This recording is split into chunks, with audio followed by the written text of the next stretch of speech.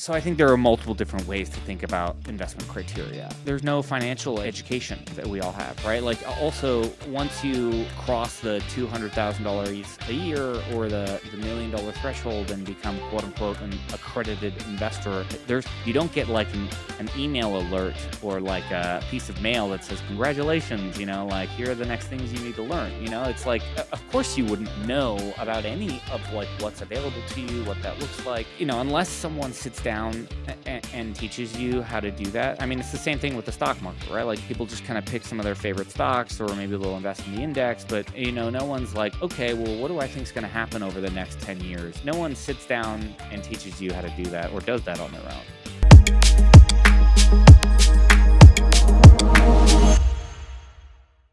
Hey guys, welcome to another episode of Building a Better Business. Today, our guest is Pascal Wagner, the founder and CEO of Grow Your Cashflow. Pascal, thanks for joining us on the show today. Thanks for having me on, Jake. Happy to be here. Yeah, so for any of you guys who are listening today that have not heard of Grow Your Cashflow, haven't met Pascal, you're in for a real treat. I had the pleasure of meeting Pascal at a conference just a few months ago. And not only did I sit on one of his seminars where he did an amazing talk about creating cash flow, but we had multiple opportunities throughout the week to connect and talk more about business, talk about the importance of cash flow. And here at Skyline Point Capital, we talk about plan C, like you're planning cash flow. And so I begged and pleaded Pascal to join us on the show today. So I'm really excited for you guys, you business owners, you entrepreneurs who are thinking about transitioning from building your business and either selling it, exiting, and then moving into like, okay, I have an active cash flow. Now I need a passive cash flow. What does that look like? So we want to bring in an expert here. So we're gonna throw a lot at Pascal. But before we do, I want to give you guys a little bit of sort of an update of what Grow Your Cash Flow is. So I'm gonna read verbatim because this is good. I don't want to screw it up. Grow Your Cash Flow helps accredited investors build diversified passive income portfolios through strategic cash flowing alternative investments. All right, Pascal, I want to break that down. And I kind of want to talk about like, why this? You've got a really interesting background at Techstars with VCs and a lot of investing. And I heard a lot of this, which was really cool at our conference, but break down what you guys do, but why it's so important to you based on what you've gone through over your years' experience in business. Happy to. So I'll start with kind of my story, which will lead into kind of what we do. So, yeah, an abridged version would be when in 2019, I started working at a company called Techstars. It's a venture capital firm, and I was the portfolio and fund manager. And while I was there, my primary role was to help deploy a $150 million fund into 300 early stage venture capital, early stage companies, and we'd give them like $150,000 or $300,000 check. And my job was to kind of like go out into the ecosystem and figure out who are all the different companies who are currently raising a round, who went through one of the Techstars accelerators. Techstars has over 3,000 companies now that they've invested in, and figure out which ones are worth doubling down on. And so I learned a lot there about how to deploy, how a venture capital firm, an institution that has raised hundreds of millions of dollars, how they create a thesis, go raise capital, and then deploy money related to that thesis. And so looking at hundreds or thousands of deals and then picking the top X% to invest into. While I was at Techstars in 2021, my dad passed away from old age, and left my mom with a couple $1 million in inheritance. And there was no plan for how to invest that. My mom, didn't really know much about finance or money. That's what my dad, he was the one handling it in our side of the family. And being in venture capital and kind of understanding a little bit about finance, it was was basically my job to step up to the plate and to try and figure out how to help my mom, who was 64 at the time, figure out how to kind of live out the rest of her life and stay retired off of the money that my dad had left her. And I think, one of the first things that I did, as I think most people do, is they reach out to financial advisors and they ask them, okay, what should I do? And, I think one of the things that you learn is that everyone promotes their own products. And, it's most of the financial advisors are telling you to stick within the stock market, which doesn't provide the cash flow that we needed. Yeah.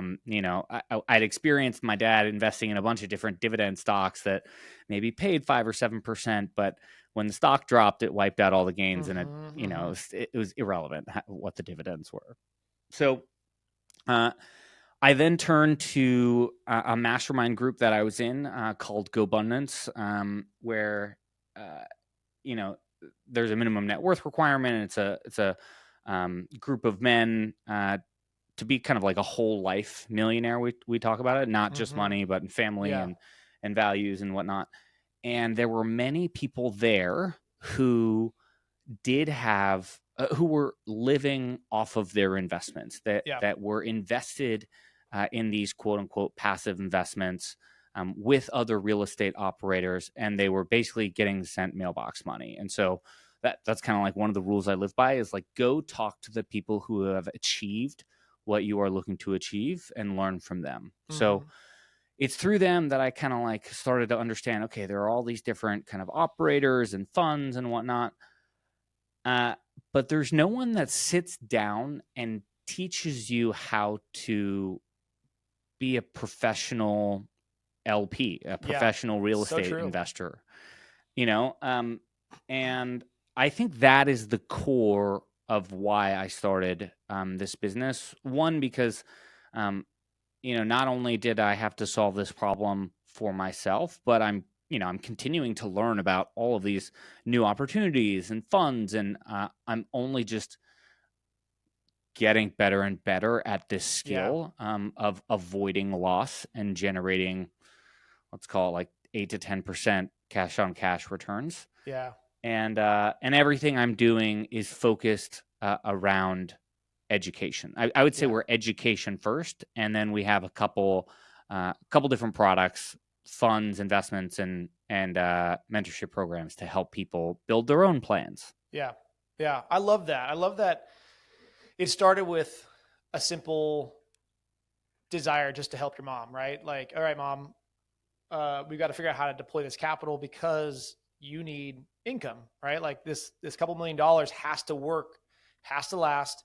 What's a smart way of deploying it? And I love your line there where you said that, no one really teaches LPs. And that is so true. I mean, even on the real estate investing side that, we do, commercial real estate, is we do take on that role of like, we want to educate our investors. The smarter and the more educated our investors are, the better they are at making wise decisions and ones that make sense for their style of life. And I wonder, what are some of the things that, I'm sort of jumping down a rabbit hole a little early in the conversation, but I'm curious, what are some of those things that you learned in this journey to helping your mom, and probably even before you started the business? What were some of the things you learned that LPs needed to be educated on in order to make the right decisions and to make the right investments for their lifestyle? Oh man, how much time do we have? This is a 30-minute podcast. Let's Okay, so I'll start with just. I think that there is so. Okay. I opened Pandora's box. I know. I'm sorry. Yeah. Let's take how people normally learn how this. So how people normally learn is they learn about this kind of like passive real estate investing. And then, they come across either through advertising or people that they know about deals. Oh, I just got this deal about a multifamily apartment complex, or, oh, here's this sweet, oil and gas deal that says it's going to cut my, help me reduce my taxes. I'm getting killed in taxes every year. So, these look like cool opportunities, right? And most high income earners kind of chase these tax breaks, and they get individual deals.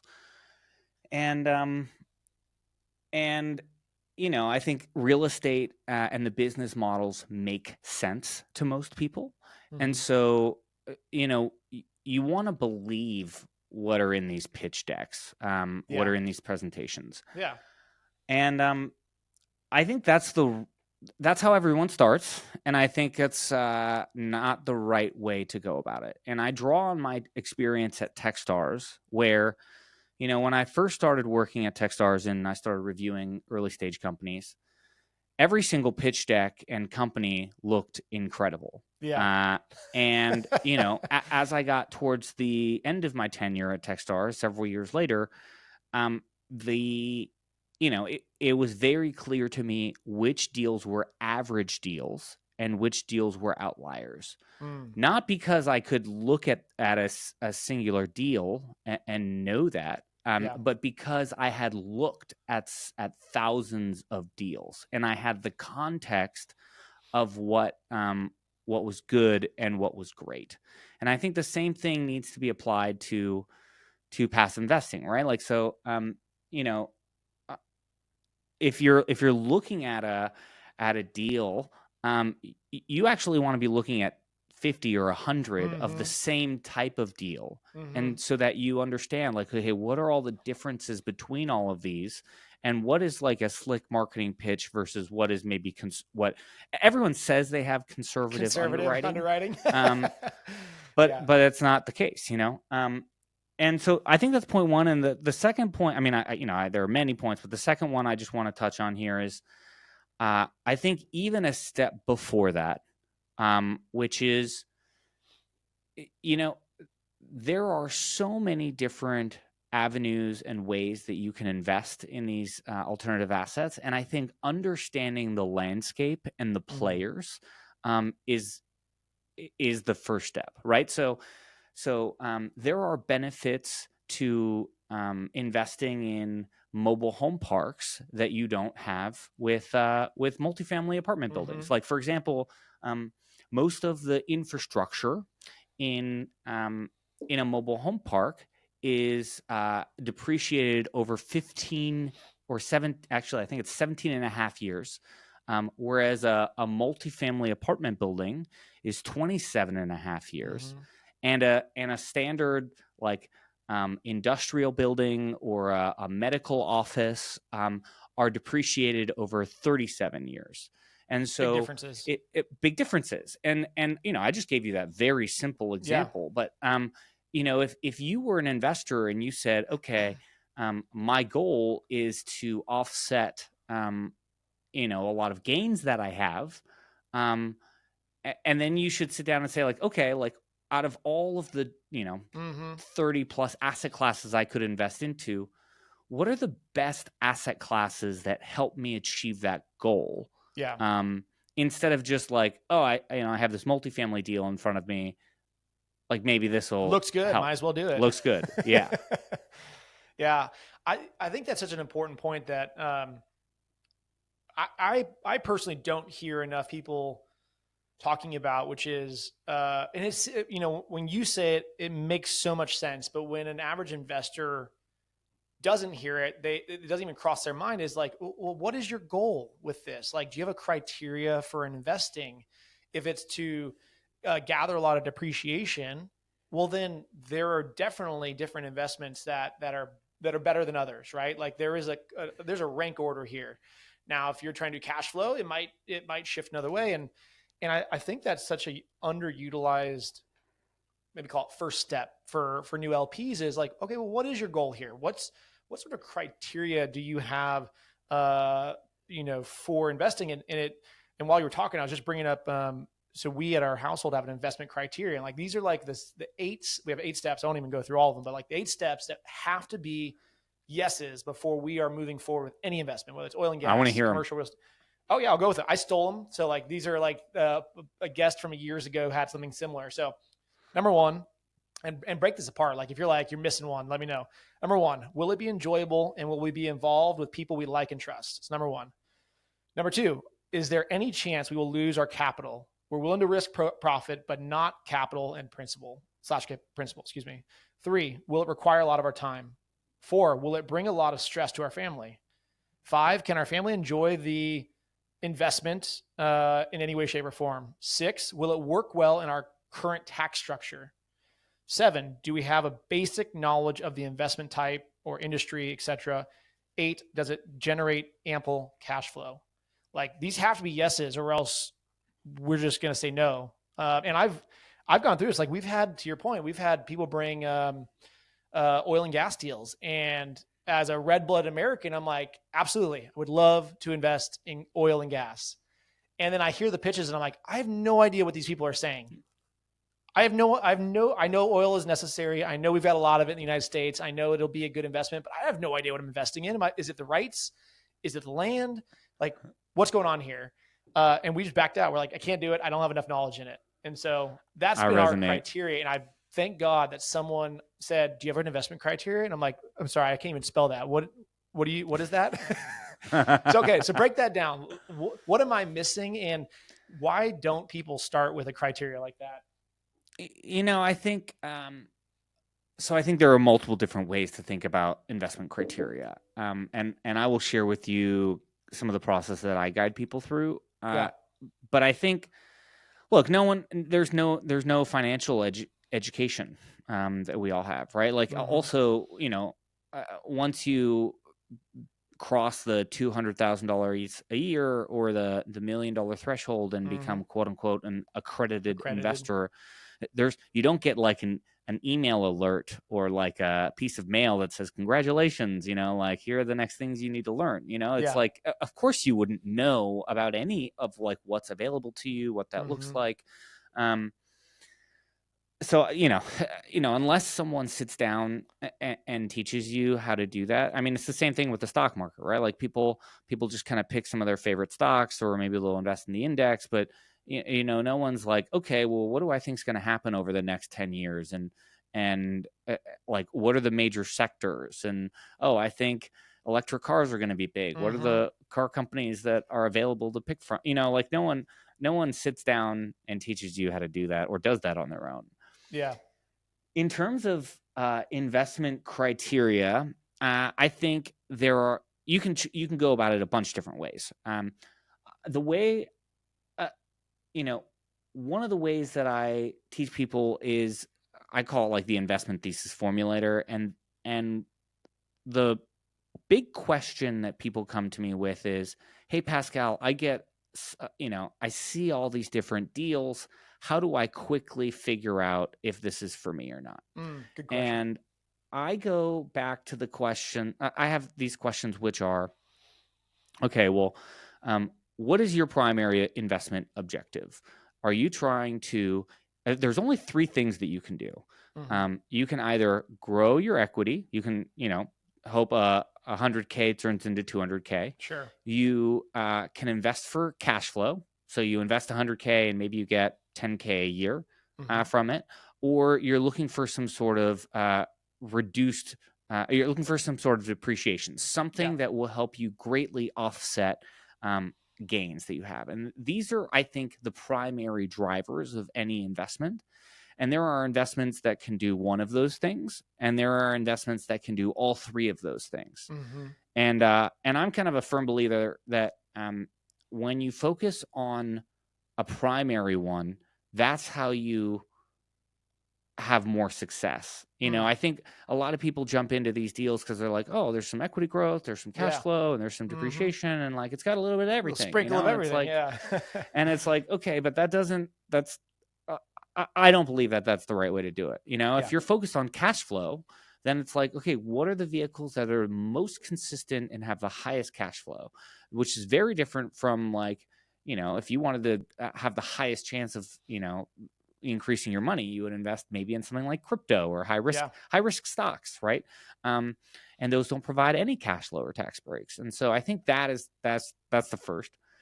And then we kind of go through the list. Are you interested in investing in funds where your investments are diversified across a bunch of different investments, or are you interested in single projects or syndications? Do you do you need monthly cash flow? Do you need quarterly cash flow? Do you need cash flow once a year? What kind of liquidity do you need? Do you need to be able to pull your money out Sure. instantly? Do you Yeah. need, within 3 months, a year, or are you okay waiting until, 5 or 7 years when this deal goes full cycle? Do they have audited financials or do they not? Do I want to work with an emerging manager that maybe has less than 10 million under management? They've done a couple deals on their own, or, do you want to work with a major institution that has, billions under management? And so, there's all these there's so many different ways that you can play the game. And we go through and kind of check the box on all these different categories. And then the idea is, okay, with your next investment, you just need to focus on those things that you checked the box on. I love that. I got a couple questions from there. First, if you had somebody who came to you, and let's kind of break down all three of those that you went through, based on if someone said, I want cash flow, or I want depreciation, or I want appreciation, what would be your response for the investment? I know you've got a lot of criteria, and that's sort of a broad question, but if someone said, I want cash flow, what sort of recommendation are you making to them? Yeah. I mean, I think the first thing I would probably say is, I'm not a financial advisor and I'm not making a recommendation, but I would say, here is how I think about it. Yeah. And I would say, you can invest. It depends on like how soon you need the cash flow, right? Like if you're, I tell people that, hey, if you're trying to learn how this game works, jumping into a deal that's 5 or 7 years long where you can't pull your money out is a pretty tough way to learn. That's tough. Yeah. Especially if it's a value add deal and you might get updates that the project's going well, but you really don't know. No money's hitting your bank account, versus maybe you invest in a debt fund where you get within 45 days, you might earn your first check, and then the checks keep coming every month and you're getting the updates and you have the ability to pull your money out if you change your mind, or once you're ready for the training wheels to come off. I think I focus a lot on that. It's like, what is the lowest risk way you can learn how to approach this type of investing, because it's very different than just picking a stock on the stock market. And if you change your mind, you can pull your money out, because the consequences and the illiquidity are much higher in this type of investing. Yeah. So kind of jumping into your business model, how do people typically engage you? Are they typically still in a 9 to 5 and they're thinking ahead about where they like, okay, I've got to transition at some point. The thought of having no income scares the crap out of me.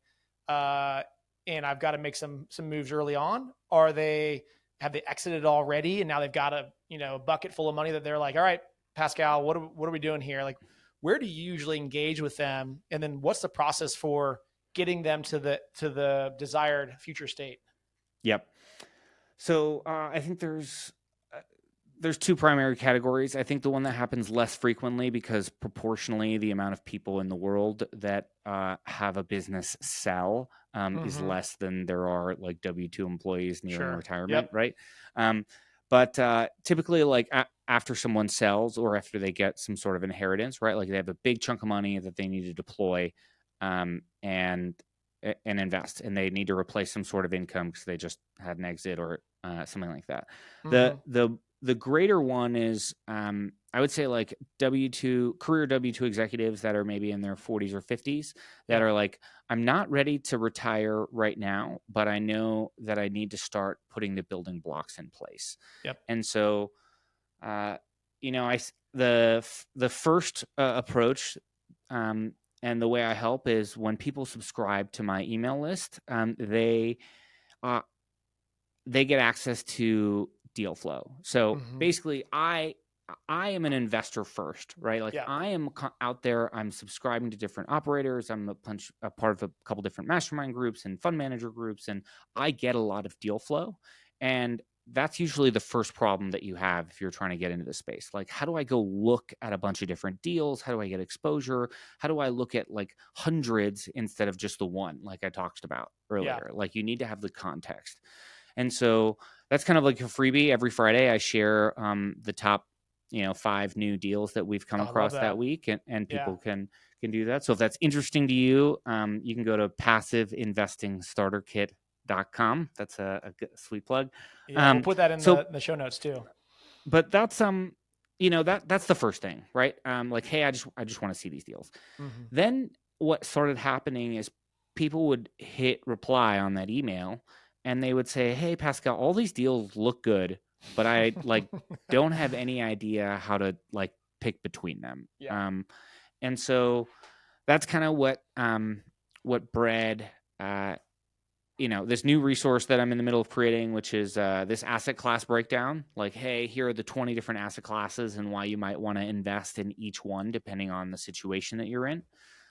There's a level up from that where if people are looking at a specific deal, they can have a deal evaluation session that they can book with me where we kind of go through all the research they did, and I share them a couple other operators that are similar to the deal they're looking at. I help them break down what are all the things that I see and questions that I would ask.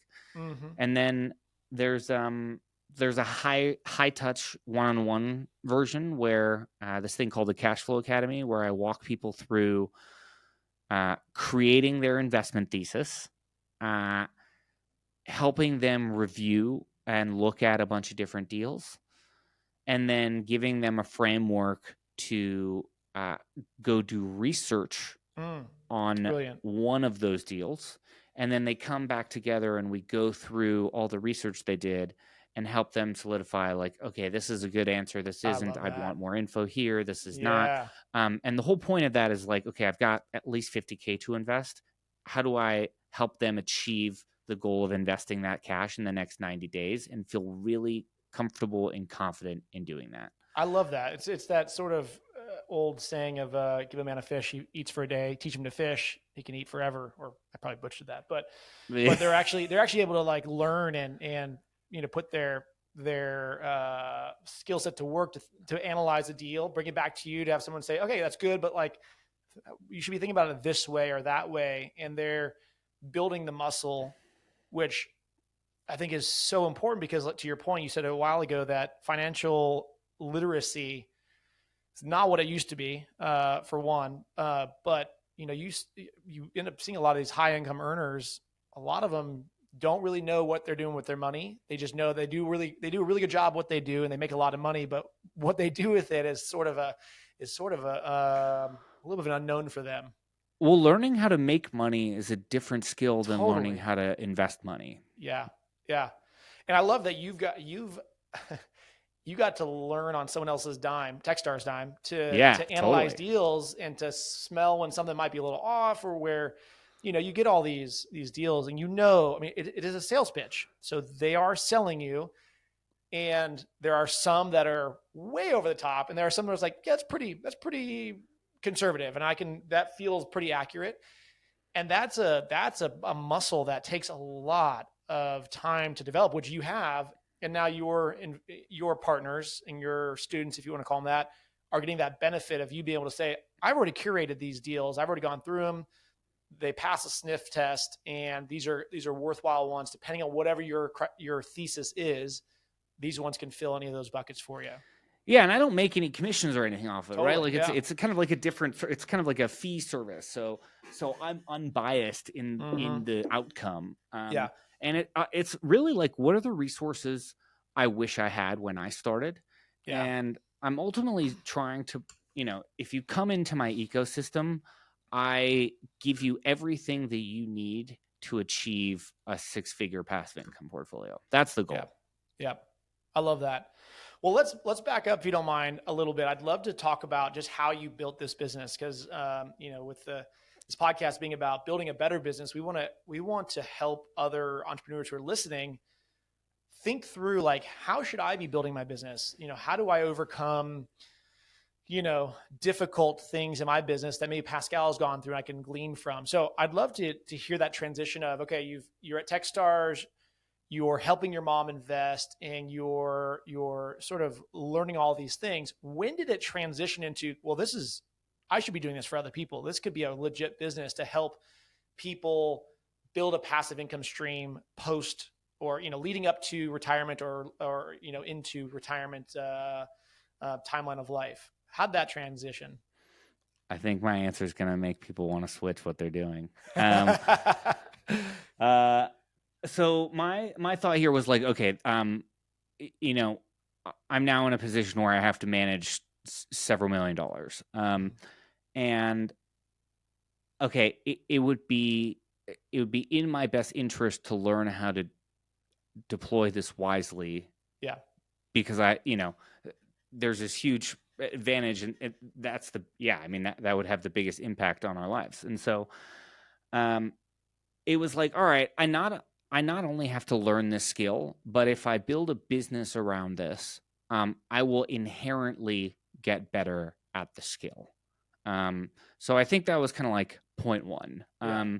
And I started with the end in mind. Like, what is the dream? Okay, my dream, the dream would be you have, 100 different passive investments that all pay you 1% of your annual income, so that, if any one operator goes down, or if the market tanks, or, something gets wrecked, that it doesn't affect your life, right? Like there are so many people who have invested, 30, 50, 80% of their net worth in something, and then it goes sideways. Risk.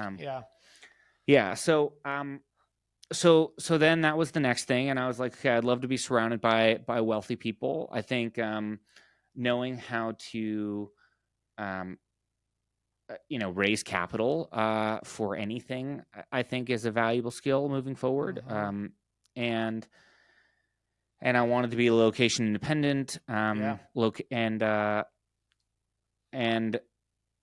then ultimately have that the portfolio of different passive income.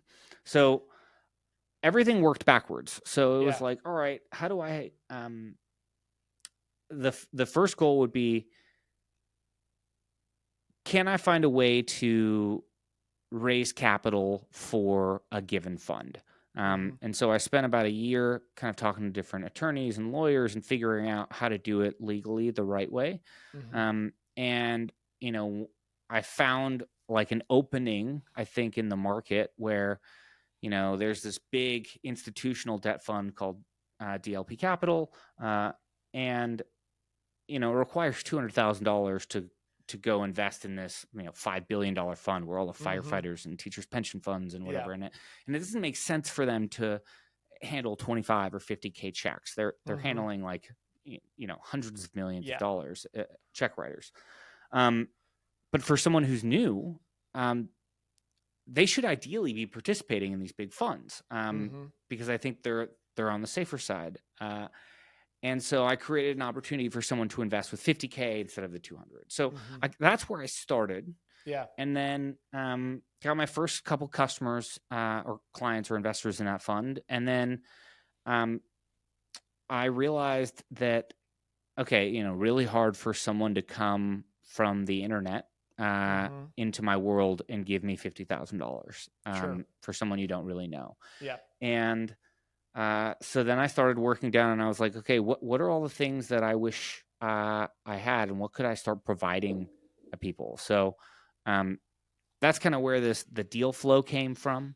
I'm collecting the deal flow for myself, so why don't I just open that up and post every day, say like, hey, if you're looking for deal flow, join my email list. Yeah. And then the products kind of like naturally came from there. So, like I said, people started asking me, hey, how do I pick between these? And my, it's like, make an offer and then kind of iterate from there. My first couple clients, I just sold like a couple hours of coaching calls for $500. Yeah. And then after I started hearing the same questions over and over, I started realizing like, okay, creating a thesis is a clear issue that everyone has. I will do one session around that. Oh, people are struggling to like just look at a lot of deals and have context about, oh, I'm looking at a multifamily deal. Like, let me show you 10 other multifamily deals and strategies, and some that I think are maybe even better than what you're showing me here. And then the third piece was like, they're all like, how do I vet an operator? And it's like, okay, let me give you my framework. Here's my 100-point checklist. Here's what, I want you to watch the webinar, fill in this checklist, schedule a call with the operator, fill in the remaining questions that you can, and then come to me, and then we can discuss what you've learned and if you're still interested in this deal. And so, I'm still tweaking it, right? Like my goal is to help my investor become confident, right? And so, and it started at $500, and then after every 10 clients, I would raise the price. And smart. Now it's a $2,000 program. I'm doing another launch here with another community, a $3,000 price point. So it's continuing to go up as I flush it out, get more people through it, and I mean, it's iterating, right? And figuring out like, what are the pain points? What is the bottleneck to my business, and how can I solve that? Yeah.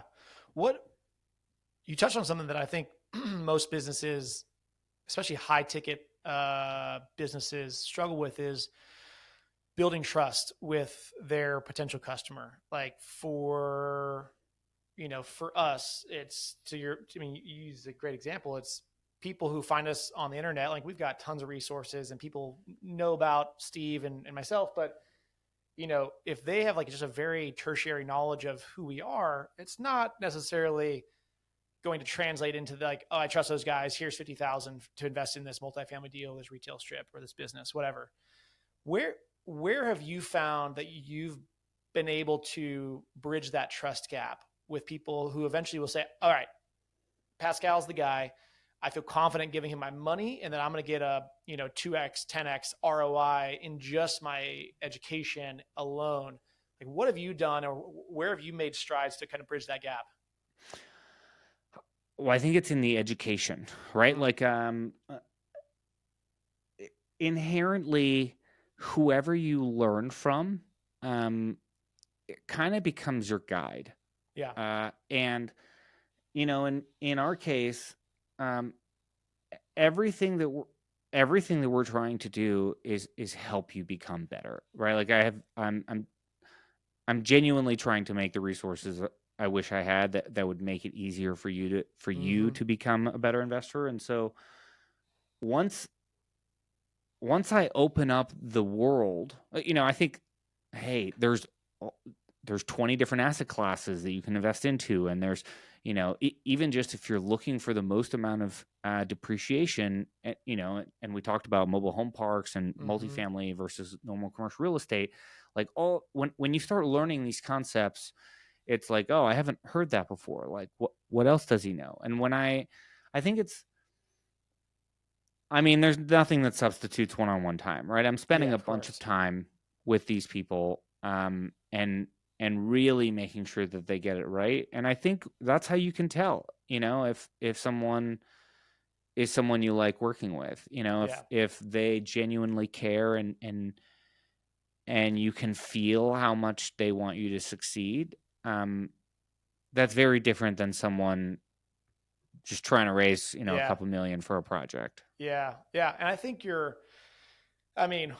it's very evident in just our conversation that you're a genuine person. But even the story of like how you even got here, like, I'm sure this was not like when you're starting at Techstars, like I'm gonna end up over there helping people with their investments down the road. It's like, no. This came from a need to help somebody learn and help someone set up their future.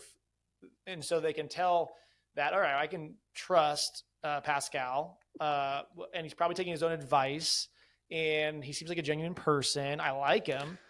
Well, I also show my whole portfolio. Brilliant. I literally will show you the contracts I signed. I show you how much I invested in each deal. I have a spreadsheet where it's like, I think that's what I also want to kind of be a proponent of in this industry, is just driving more transparency.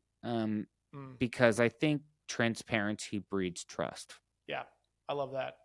We're running, coming up here on the end of our time, but I want to ask you, what is the future? Like you sort of alluded to it, like you have the end in mind, you were reverse engineering this thing for you and for your business. Like what is the ideal outcome for yourself, but also your your clients? Well, I think so.